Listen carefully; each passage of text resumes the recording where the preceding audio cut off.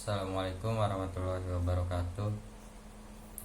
Saya Nopal Mita Muhyiddin dari kelas manajemen 2C. Ingin memaparkan tugas terkait mata kuliah kewirausahaan Islami. Yang pertama yaitu konsep dan definisi kewirausahaan Islami. Kewirausahaan sendiri berasal dari kata wira dan usaha. Wira yang berarti gagah atau berani, dan usaha yaitu usaha atau bekerja. Dapat disimpulkan kewirausahaan Islami yaitu kegiatan yang inovatif dan kreatif yang dimiliki oleh seseorang yang gagah berani memulai usahanya dan didasari oleh kaidah-kaidah Islam yang berlaku. Yang kedua yaitu karakteristik entrepreneur Islam. Karakteristik entrepreneur Islam yang pertama yaitu takwa, yang berarti seorang entrepreneur Islam itu harus bertakwa kepada Allah. Yang kedua yaitu halal, barang-barang yang dijual pun harus halal. Yang ketiga tidak mubazir, tidak membuang apapun secara mubazir ya, atau tidak berlebihan. Yang ketiga, Allah menjadi prioritas. Yang keempat. Yang kelima, melatih nilai-nilai moral yang tinggi, terutamanya tidak riba dalam menjalani usaha. Selanjutnya yang keenam yaitu dapat dipercaya. Yang ketujuh berpengetahuan luas. Yang kedelapan peduli terhadap kesejahteraan sosial. Peduli terhadap kesejahteraan sosial yaitu maksudnya kita harus memperdulikan orang-orang yang ada di sekeliling kita, seperti orang-orang miskin dan atau orang-orang yang tidak punya. Kita harus memberikan sedikit harta yang telah kita dapatkan dari hasil usaha. Yang terakhir yaitu peduli terhadap masyarakat dan lingkungan. Kita sebagai seorang pengusaha tentunya masih menjadi makhluk sosial, yaitu membutuhkan bantuan atau kepada orang lain, terutamanya lingkungan sekitar kita. Soal nomor 3 yaitu prinsip dan etika bisnis syariah.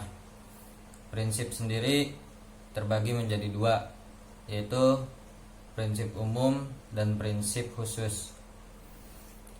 Yang pertama prinsip umum yang pertama yaitu prinsip ilahiyah atau ketauhidan, yang berarti kita harus bertakwa kepada Allah Subhanahu wa taala. Yang kedua yaitu prinsip nabawi, yang berarti seorang pengusaha Islam harus mencantumkan nilai-nilai kenabian.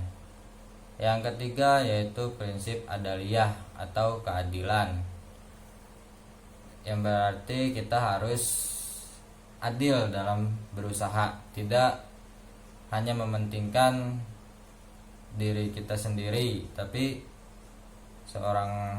seseorang yang lain. Yang keempat yaitu prinsip huriyah atau kebebasan, yang berarti kita bebas dalam berpendapat atau memilih. Yang kelima yaitu prinsip musawah atau kesetaraan, dan yang terakhir yaitu prinsip ta'awun atau pertolongan. Sebagai seorang entrepreneur Islam, kita harus saling tolong menolong sesama. Dan prinsip khusus yang pertama yaitu prinsip tabadulul manafi. Yang kedua prinsip pemerataan atau distributif. Yang ketiga prinsip antara din atau saling ridho. Yang keempat yaitu prinsip adamul magadir, yang berarti kita harus menjauhi atau meniadakan unsur-unsur magadir seperti perjudian, riba, dan lain-lain. Yang kelima yaitu prinsip albir wa al-taqwa, yang berarti prinsip saling tolong menolong. Yang keenam yaitu prinsip musyarakah atau prinsip membagi hasil sama rata. Yang terakhir yang ketujuh yaitu prinsip kitabiyah atau prinsip pendokumentasian. Selanjutnya etika dalam bisnis syariah. Etika yang pertama yaitu etika bersifat memberdayakan. Yang kedua etika pembayaran upah, yang berarti pembayaran upah itu harus disegerakan, tidak ditunda-tunda. Dan yang ketiga yaitu prinsip jual beli barang. Yang keempat prinsip penagihan hutang, yang berarti kalau kita menagih hutang harus secara sopan dan tidak di tempat umum atau tempat yang ramai. Yang kelima yaitu etika jujur dalam pemasaran, tidak